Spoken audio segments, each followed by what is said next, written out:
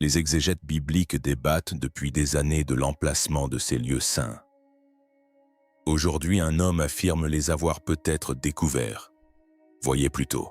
Le voyage de Moïse dans l'Exode a officiellement commencé sur une montagne sacrée. Une montagne que l'on situe généralement en Égypte. Et si c'était un mensonge? Je me trouve au pied d'une montagne que l'on pense être le véritable mont Sinaï où Moïse aurait reçu les 10 commandements de Dieu. Récemment, de nouvelles technologies de numérisation ont permis d'examiner cette montagne. Et les résultats ont relancé un débat que beaucoup croyaient définitivement clos. Car si cette montagne n'est pas le Sinaï, alors la véritable question est simple. Comment avons-nous pu tous nous mettre d'accord sur la mauvaise réponse, la montagne dont tout le monde a entendu parler? La plupart des gens ne se demandent jamais où se situe le mont Si. Son emplacement est présenté comme une vérité établie transmise de génération en génération, au même titre que les noms et les dates.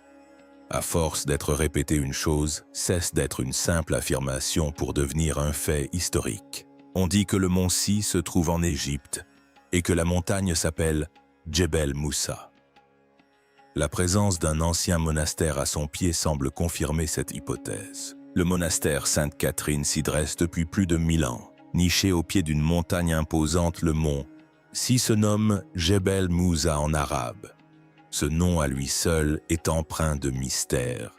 Après tout, les vieux édifices ont souvent ce pouvoir. Ils confèrent à l'histoire qui les entoure une dimension plus ancienne et plus certaine qu'elle ne l'est en réalité.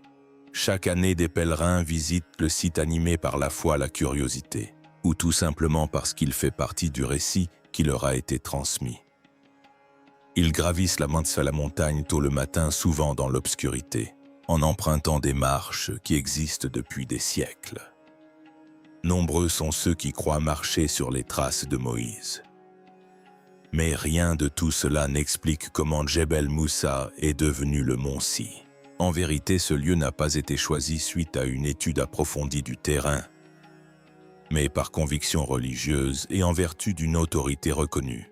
Au IVe siècle, le christianisme venait d'être légalisé dans l'Empire romain. Le culte sortit de la clandestinité et la foi publique eut besoin de lieux publics.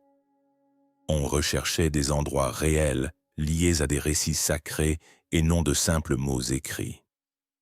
À cette époque, des moines s'installèrent près du Djebel Moussa dans la péninsule du Sinaï. Ils croyaient que la montagne était sacrée, et cette croyance commença peu à peu à se répandre. Quelques siècles plus tard, l'empereur Justinien ordonna la construction d'un grand monastère fortifié à son pied. Dès lors qu'un empereur approuva le site, la décision ne fut plus remise en question.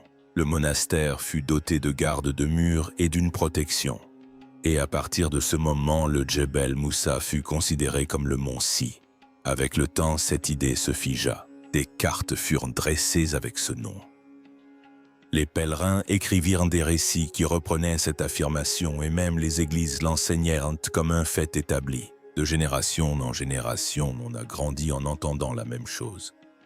Et au bout d'un certain temps, cette hypothèse a fini par paraître crédible d'un point de vue historique. Mais on oublie souvent de préciser que ceux qui ont fait ce choix ne disposaient pas des outils dont nous disposons aujourd'hui.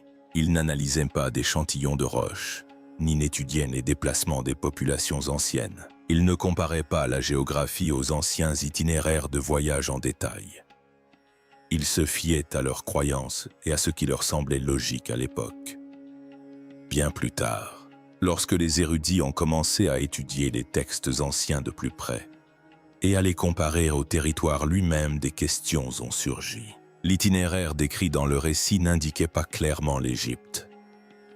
La région autour du Djebel Moussa soulevait des problèmes auxquels la tradition ne pouvait tout simplement pas répondre. Dès lors que l'on a commencé à prêter attention à ces détails, une question cruciale s'est posée. Et s'ils avaient choisi la mauvaise montagne? Il faut s'en tenir au texte biblique lui-même et non à nos suppositions. Avant de consulter des cartes ou de s'intéresser aux montagnes, il est essentiel de commencer par le texte lui-même, et plus précisément par les paroles écrites dans l'Exode. Nombreux sont ceux qui pensent que la Bible désigne clairement la péninsule du Sinaï en Égypte.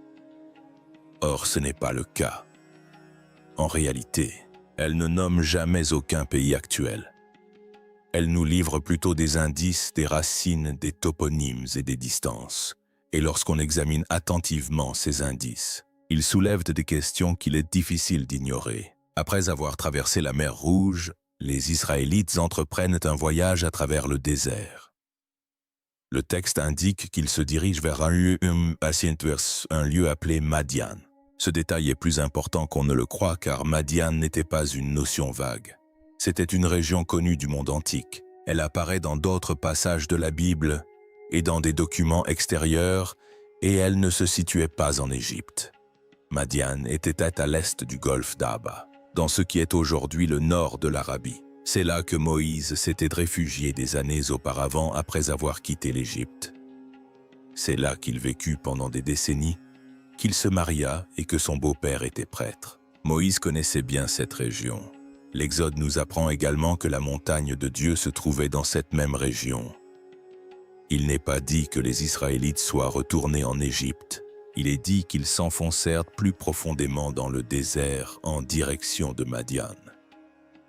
Ce chemin s'éloigne de la péninsule du Sinaï, il ne s'y dirige pas. Il y a aussi des détails matériels à prendre en compte. En effet, lorsque Dieu descendit sur la montagne, le texte décrit du feu, de la fumée et de violents tremblements de terre. La fumée s'élevait comme celle d'une fournaise et la montagne entière tremblait. Le spectacle était loin d'être calme ou serein. On ne peut le décrire qu'en le qualifiant d'intense et d'écrasant. Le texte indique également que des limites furent fixées. Il fut interdit au peuple de toucher la montagne. Des pierres furent placées pour marquer la limite et quiconque la franchirait serait mis à mort. Cela suggère que l'événement se déroula dans un espace ouvert où un grand groupe pouvait se rassembler, campeurs et être tenus à distance. Un autre détail que vous remarquerez peut-être en lisant l'Exode est le calendrier des événements. Les Israélites séjournèrent près de la montagne pendant de nombreux mois, ce qui signifie qu'il ne s'agissait pas d'un court séjour. L'endroit devait pouvoir accueillir un groupe important et leurs animaux pendant une longue période. Or, rien de tout cela ne prouve à lui seul l'emplacement exact. Cependant, cela restreint le champ des possibles et élimine certains lieux. Et lorsque ces indices sont suivis sans se fier à la tradition, ils orientent clairement le récit dans une direction. Non pas vers l'Égypte, mais vers Madian, le problème géographique que personne n'aime aborder. Une fois les indices bibliques établis, l'étape suivante devrait être simple, vérifier si le terrain correspond au récit. Malheureusement, c'est là que les choses se compliquent, et c'est pourquoi beaucoup préfèrent ne pas s'y rendre. Prenons l'exemple du Djebel Moussa en Égypte. Cette montagne se situe au cœur de la péninsule du Sinaï, entourée d'autres montagnes similaires. La roche est du granit solide, stable et très ancienne. Ce sont des points importants à noter, car le granit ne brûle pas, ne fond pas facilement et ne présente pas de signes de chaleur extrême sauf en cas d'événement majeur. Pourtant, l'Exode décrit une montagne recouverte de feu et de fumée. Il est important de rappeler que l'Exode ne décrit pas ce phénomène comme un événement symbolique. Il s'agissait d'un événement réel dont des milliers de personnes ont été témoins. La montagne trembla. Une épaisse fumée s'éleva et tous ceux qui l'ont vu furent saisis de peur. Or, les géologues étudient le Djebel Moussa depuis des années et n'y trouvent aucune trace de dommages causés par la chaleur ni d'activité volcanique ou thermique passée. Rien ne correspond au récit. Les partisans du site rétorquent souvent que l'incendie était d'ordre spirituel, mais le texte ne le précise pas. Absolument pas. Le texte décrit des effets physiques que les gens pouvaient voir et ressentir. N'oublions pas non plus l'itinéraire. Après avoir quitté l'Égypte, les Israélites traversent la mer Rouge et s'enfoncent dans le désert. De là, le texte les dirige vers Madian. Pour atteindre Madian, le groupe devait passer à l'est du golfe d'Aqaba. Cet itinéraire ne les conduit pas plus loin dans la péninsule du Sinaï. Pourtant, le site traditionnel nous demande de croire que le groupe a d'une manière ou d'une autre fait demi-tour vers l'ouest puis vers le sud sans que le texte ne le mentionne jamais. Les partisans de l'emplacement du Jabal Moussa se fient souvent à leurs habitudes plutôt qu'aux cartes. Le site leur semble approprié car il a toujours existé. Mais lorsqu'on étudie les anciens chemins de passage, cette hypothèse se heurte à des difficultés notamment en raison de la question de l'échelle. L'Exode décrit un rassemblement massif au pied de la montagne. Les gens campaient, attendaient, puis retournaient sur ordre et restaient ainsi pendant de nombreux mois. Cela nécessitait de vastes étendues pouvant accueillir personnes et animaux. Or, la majeure partie de la zone autour du Djebel Moussa est étroite, rocheuse et escarpée, ce qui rendrait difficile l'installation de grands campements pendant de longues périodes. De plus, un lieu pouvant héberger autant de personnes pendant une durée aussi longue doit impérativement avoir accès à l'eau. La péninsule du Sinaï est aride. Certes, des sources existent, mais beaucoup sont petites et saisonnières. Le texte suggère un accès régulier à l'eau durant le séjour et non une crise constante. Dès lors, si le lieu ne correspond pas au texte, pourquoi est-il resté si longtemps en tête Jabal à l'eau et l'hypothèse de l'Arabie saoudite? Dès lors que l'Égypte ne s'intègre plus bien au récit, l'attention se porte naturellement ailleurs. Lorsqu'on examine attentivement les lieux mentionnés dans l'Exode, une montagne du nord-ouest de l'Arabie saoudite revient sans cesse dans les discussions Jabal Allah, situé près du golfe d'Aqaba. Dans une région longtemps associée à l'ancienne Madian, Jabal Allah a longtemps été exclue des débats concernant le mont Si, principalement parce qu'elle se trouvait en dehors des zones traditionnellement liées à l'histoire biblique. N'étant pas intégrée à la tradition de l'Église, elle est restée difficile d'accès pour les chercheurs pendant des décennies. L'intérêt pour le Jabal Allah s'est accru lorsque les érudits ont commencé à comparer l'itinéraire biblique avec la géographie réelle plutôt qu'avec des idées reçues. En retraçant étape par étape le voyage après la traversée de la mer Rouge, on constate que le chemin se dirige vers l'est et non vers l'Égypte. Reporté sur une carte, cet itinéraire pointe vers le nord-ouest de l'Arabie et non vers la péninsule du Sinaï. L'existence même de Madian ne fait aucun doute, car des documents anciens la décrivent comme un lieu réel, et l'archéologie a mis au jour des traces évidentes de la présence madianite dans cette partie de l'Arabie. Cela correspond au cadre décrit dans l'Exode. Le texte ne précise pas que la montagne de Dieu se trouvait en Égypte. Il la situe à Madian ou à proximité. Jabal Allah correspond également aux besoins décrits dans le récit. Les terres environnantes s'ouvrent sur de vastes étendues, pouvant accueillir un grand groupe pendant une longue période. Ceci diffère des terrains étroits et escarpés où l'espace est limité. La région est également située le long d'anciens chemins connus, ce qui faciliterait le déplacement de grands groupes accompagnés d'animaux. Une tradition locale ancestrale relie également cette montagne à Moïse. Les communautés bédouines de la région associent cette montagne à Moïse depuis des générations. Si la tradition orale ne peut à elle seule confirmer des événements du passé lointain, elle peut préserver la mémoire géographique notamment dans les régions où les populations vivent en harmonie avec leur territoire depuis longtemps. Malgré ces éléments, l'hypothèse selon laquelle Jabal Allah pourrait être le mont Si est restée à l'écart du débat académique. D'une part, le site était inaccessible. Pendant de nombreuses années, cette partie de l'Arabie saoudite est restée fermée aux études extérieures. Les chercheurs ne pouvaient donc ni mener d'enquête ni recueillir de données fiables. D'autre part, la population résistait à l'idée même que ce qu'elle considérait comme une vérité depuis des années puisse être erronée. Jabal Moussa en Égypte était une affirmation acceptée depuis des siècles. Des cartes et des ouvrages ont été élaborés en fonction de cette localisation. Modifier l'emplacement du mont s'y aurait donc remis en question des idées reçues, c'est à quoi de nombreux érudits étaient réticents. Pourquoi cette zone a-t-elle été si longtemps soumise à des restrictions d'accès pendant longtemps? Les terres entourant Jabal Allah étaient difficilement accessibles et ce seul fait a influencé tout ce qui a suivi. lorsqu'un lieu est difficile d'accès. Toute étude sérieuse est quasiment impossible et des questions restent sans réponse. Dans ce cas, on a tendance à émettre des hypothèses sur ce qui pourrait être la vérité. Et c'est votre c'est précisément ce qui s'est passé ici. L'Arabie saoudite a passé une grande partie du XXe siècle à exercer un contrôle strict sur de vastes portions de son territoire, notamment les zones frontalières. Le nord-ouest du pays en fait partie. Situé près de la Jordanie et du golfe d'Aqaba, deux régions sensibles depuis longtemps en matière de circulation et de sécurité. Le nord-ouest était soumis à des restrictions d'accès strictes, souvent sans explication détaillée. De plus, certaines parties du nord-ouest étaient liées à des activités d'entraînement et de surveillance militaire. Lorsqu'un territoire est affecté à la défense, il est généralement fermé de plein droit. Ce phénomène n'est évidemment pas propre à l'Arabie saoudite.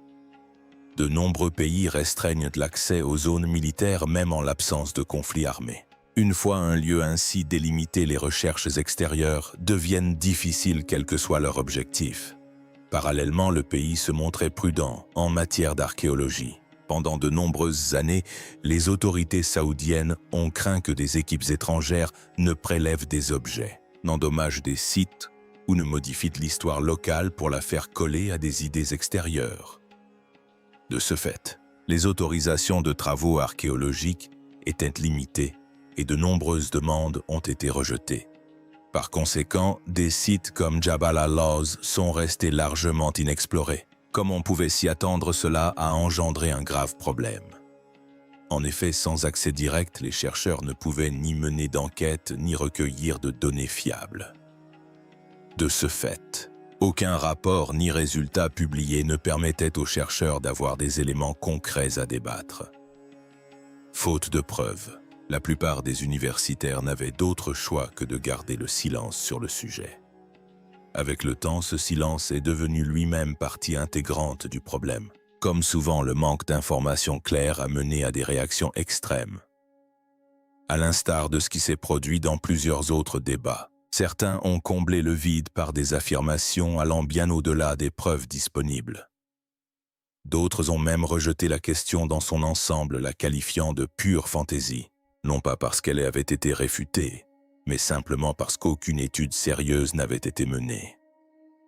Malheureusement, personne ne pouvait trancher faute d'avoir pu examiner la montagne de près. Mais la situation a commencé à évoluer vers la fin des années 2010. L'Arabie saoudite a commencé à ouvrir certaines régions du pays aux visiteurs et aux chercheurs. L'archéologie est devenue un domaine à protéger et à étudier plutôt qu'à éviter. Des équipes internationales furent invitées à examiner d'anciennes villes, des peintures rupestres et d'anciennes routes commerciales à travers le royaume.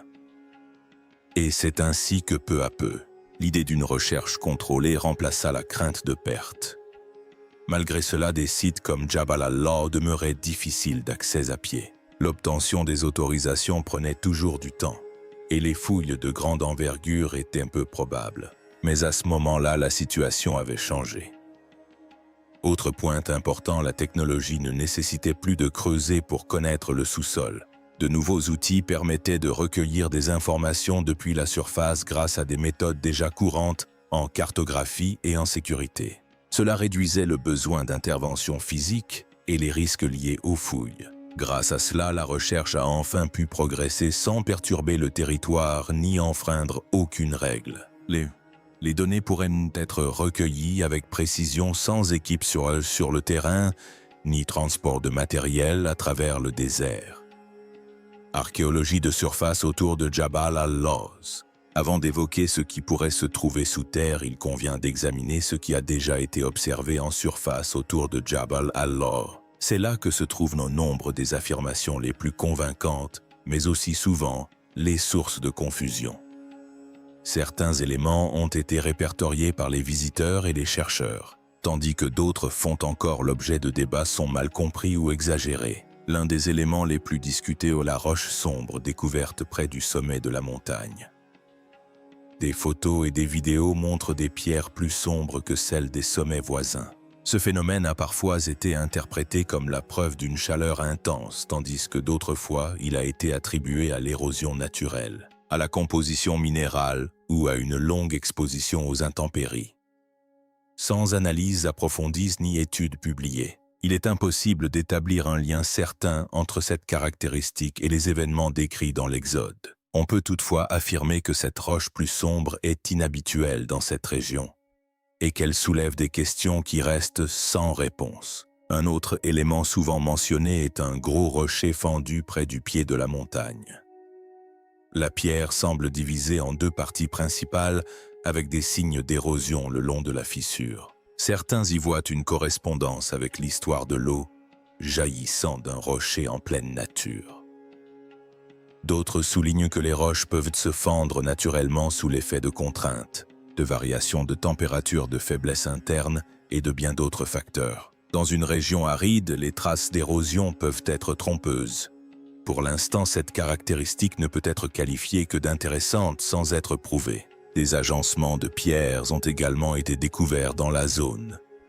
Certains consistent en des empilements de pierres aux formes irrégulières. Ceux qui pensent que ce qu'avance que Jabal al-Lawz et la montagne de Moïse suggèrent qu'il pourrait s'agir de vestiges d'autels ou de bornes, tandis que les sceptiques avancent qu'il pourrait s'agir d'enclos à animaux, d'abris temporaires ou de constructions plus récentes sans lien avec la période de l'Exode. Des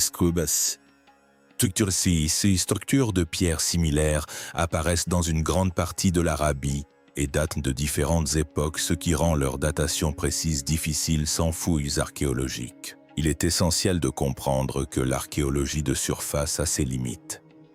Les objets en surface sont exposés aux intempéries, aux mouvements de terrain, à la réutilisation et à d'autres éléments. En effet, les pierres peuvent être déplacées et les sites modifiés.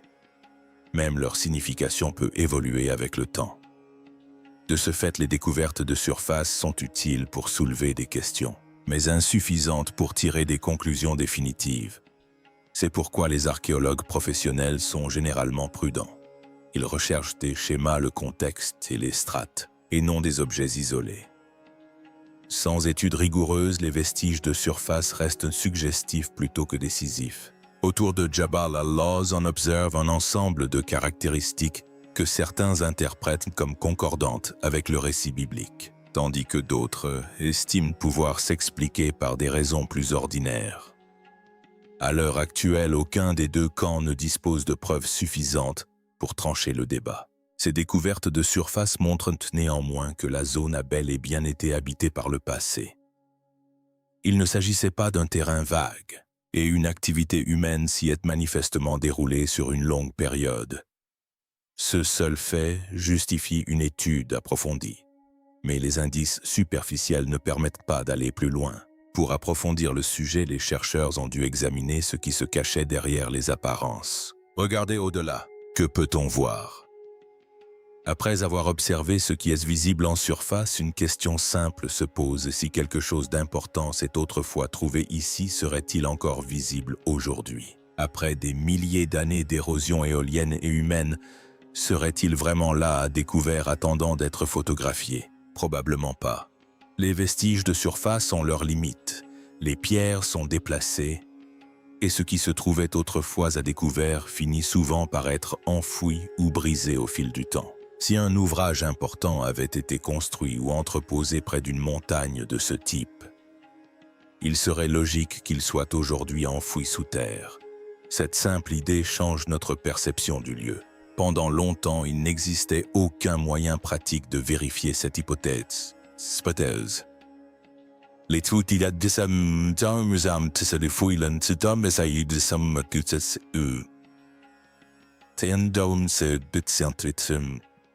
et la libre circulation sur le terrain était restreinte. Ainsi, même si l'on soupçonnait la présence de vestiges sous la surface, on était impuissant. Le débat restait cantonné à ce qui était visible.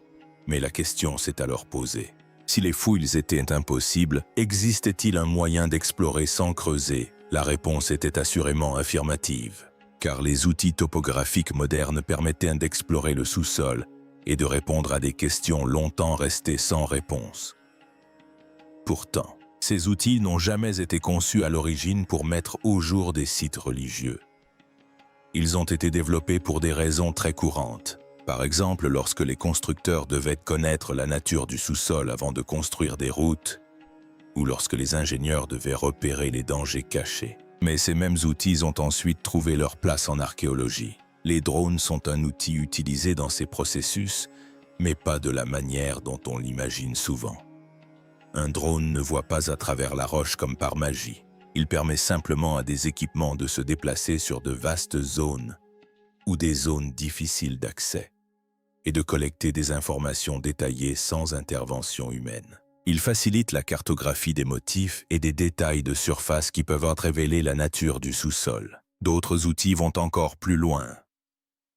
Le géoradar envoie des signaux dans le sol et analyse leur retour. Lorsqu'un signal se comporte différemment à un endroit précis, cela indique que le sol y est différent de celui environnant.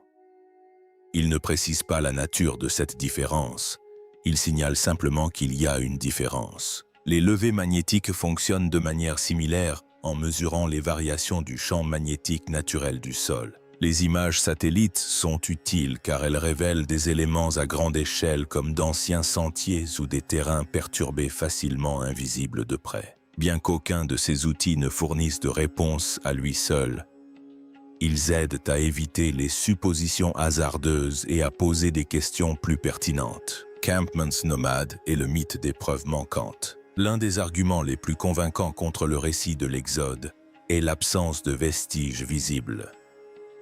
Le raisonnement est le suivant. Si un groupe important a séjourné près d'une montagne pendant des mois, des traces devraient être évidentes. Si l'on ne trouve rien de clair aujourd'hui, alors l'événement n'a jamais eu lieu. À première vue, cette logique semble plausible.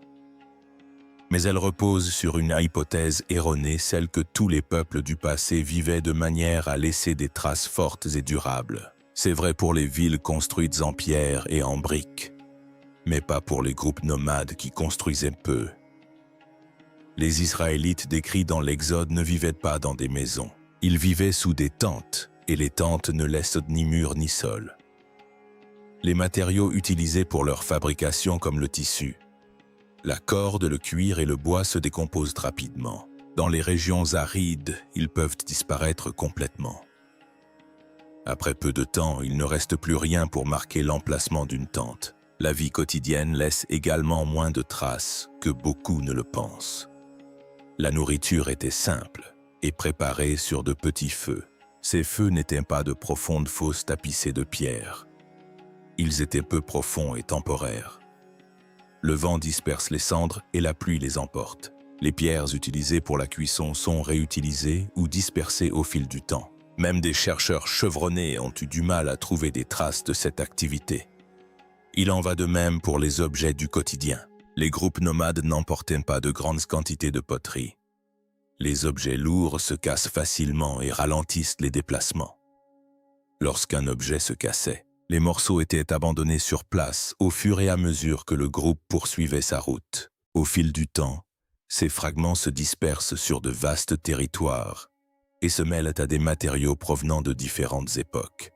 Dès lors, les rattacher à un moment précis de l'histoire devient extrêmement difficile. Le temps de plus nuit à leur conservation. Les événements relatés dans l'Exode se déroulent il y a plus de 300 ans. Depuis lors, la région a subi des vents violents, des inondations soudaines, des mouvements de sable et des migrations humaines répétées. Ces forces ne protègent pas les vestiges fragiles. Elles les détruisent, les enfouissent ou les effacent complètement. C'est pourquoi les archéologues font preuve de prudence lorsqu'ils interprètent l'absence de vestiges.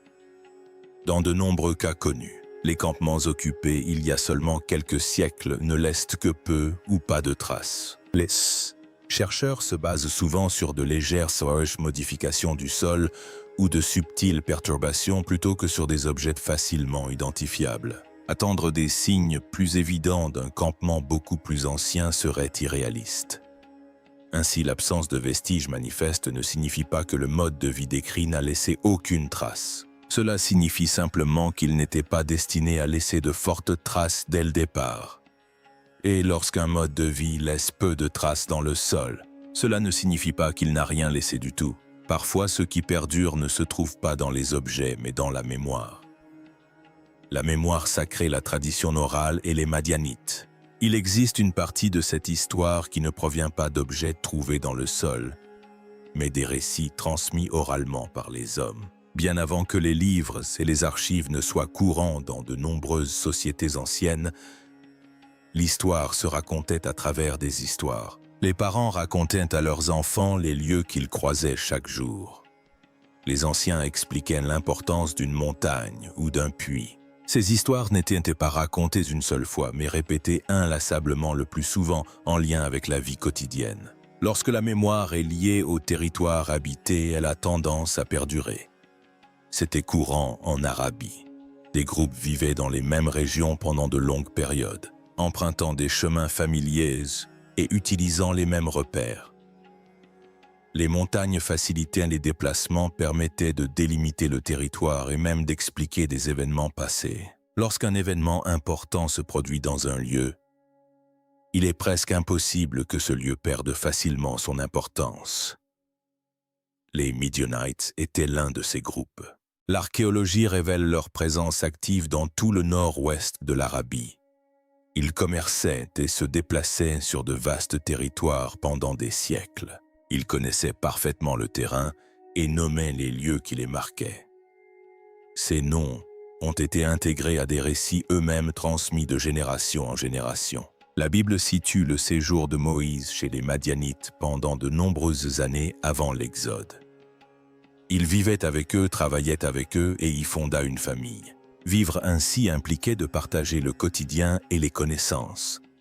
Cela signifiait aussi apprendre quel lieu était important pour les populations environnantes. Ceci explique en quelque sorte un détail certes mineur mais important du livre de l'Exode. Lorsque Moïse aperçoit le buisson ardent, on lui dit que le sol sur lequel il se tient est déjà saint. Le texte ne précise pas qu'il le devient à cet instant précis. Il est décrit comme saint avant même l'arrivée de Moïse. Cela laisse supposer que le lieu avait déjà une signification particulière avant la venue des Israélites. Les traditions locales autour du Jabal al-Aous corroborent cette idée. Les familles vivant près de la montagne l'associent depuis longtemps à Moïse. Ces récits ne proviennent ni des églises, ni d'enseignants extérieurs, mais se transmettent oralement au sein de la communauté. Le choix de cette montagne ne se fait pas par simple coïncidence, mais parce qu'elle était encore présente dans la mémoire des descendants des peuples qui habitaient réellement ces terres. Dès lors peut-on affirmer avec certitude que le Jabal al-Aous est le mont Si. Ou bien sommes-nous plus mal à l'aise à l'idée d'avoir peut-être désigné la mauvaise montagne pendant des siècles? Laissez vos réponses dans les commentaires ci-dessous. N'oubliez pas d'aimer la vidéo et de vous abonner à la chaîne. Merci d'avoir regardé cette vidéo. Si elle vous a plu, cliquez sur la suivante.